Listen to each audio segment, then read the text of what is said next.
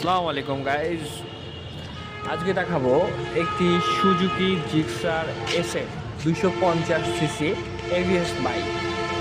এই বাইকটি বিক্রয় করা হবে একটু এমার্জেন্সি টাকার প্রয়োজনে। যার বাইক উনি বিক্রি করবে।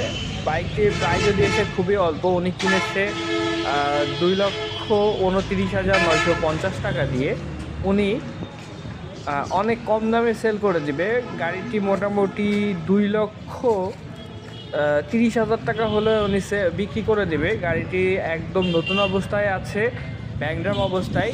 আপনি ইচ্ছা করলে তার নিজের নামেও রেজিস্ট্রেশন করে নিতে পারে। আমরা সম্পূর্ণ হেল্প করব। 250 সিসির বাইক। এই বাইকটি আপনি যদি নেন অবশ্যই আপনি জিতবেন।